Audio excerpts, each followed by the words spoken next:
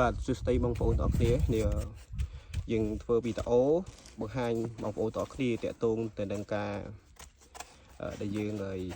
ភ្ញាស់ពងកដោបអញ្ចឹងដំបូងគឺយើងដាក់ខ្សាច់ហើយយើងដាក់ទឹកបែបហ្នឹងទៅ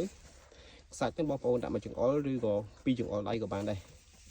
បន្ទាប់ពីយើងដាក់ខ្សាច់ហើយយើងយកអាចនេះបងប្អូនកន្តិចដូងជាស្រ័យកន្តិចដូង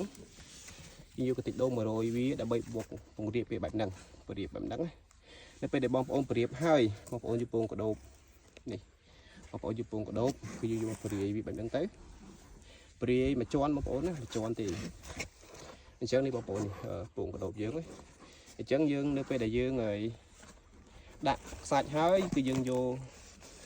កន្តិចដូងម៉ត់ចង្កេះដូងម៉ត់ហ្នឹងយកមកព្រាបវាព្រាបឲ្យស្មើយកព្រាបស្មើអញ្ចឹងណាអញ្ចឹងនៅពេលដែលយើងព្រាបស្មើគឺយើងផ្ទះវាហាប់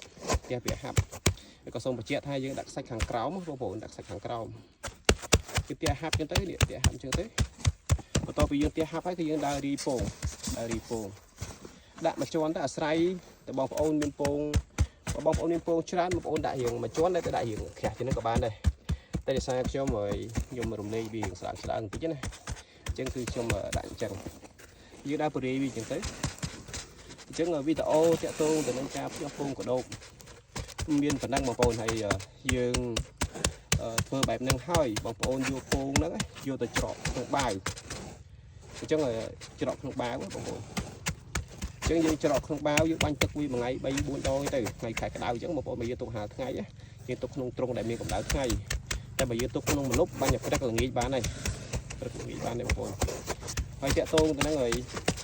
ពងកដោបនេះខ្ញុំសូមបញ្ជាក់មួយបងប្អូនយើងរៀបរាយអញ្ចឹងហើយយើងដាក់ចង្កេះដូងពីលើឥឡូវយកចង្កេះដូងមករៀបរាយខាងលើសិនចង្កេះដូងមកចូលវីដេអូអូខេអញ្ចឹងយើងដាក់ចង្កេះដូងយើងដាក់ចង្កេះដូងសើបងប្អូនយើងដាក់ព្រាយសើទេហើយបេះវាម៉ត់ទៅយើងធ្វើម៉េចគ្របឲ្យពងកដោបយើងហើយយើងព្រាយវាគ្របពងកដោបចិត្តហើយយើងបាញ់ទឹកវាសើមិនទុកទៅស្អែកព្រឹកបងប្អូនបាញ់ទឹកទៀតថ្ងៃត្រង់បាញ់ទឹកទៀតម៉ោង2ហ្នឹងម៉ោង10បាញ់ព្រឹកទៅបាញ់ទឹកទៅម៉ោង2បាញ់ទឹកទៅហើយតាក់ទងនឹងល្ងាចឡើងគឺយើងបាញ់ទឹកដែរទៅបាញ់សើមល្មមហើយតាក់ទងបាញ់ញឹកនេះបងប្អូនខែក្តៅឌីសាចេះខ្ញុំបញ្ជាក់ត្រង់ដែលយើងដាក់ហាលថ្ងៃចេះគឺយើងដាក់ពងក្នុងហ្នឹងអញ្ចឹងណាតែបើសិនជាបងប្អូនទុកក្នុងម្លប់មួយថ្ងៃបាញ់តែ2ដងបានទេព្រឹកល្ងាចបងប្អូនបាញ់តែព្រឹកល្ងាចទៅបានហើយអញ្ចឹងវីដេអូនេះខ្ញុំធ្វើការបង្កើត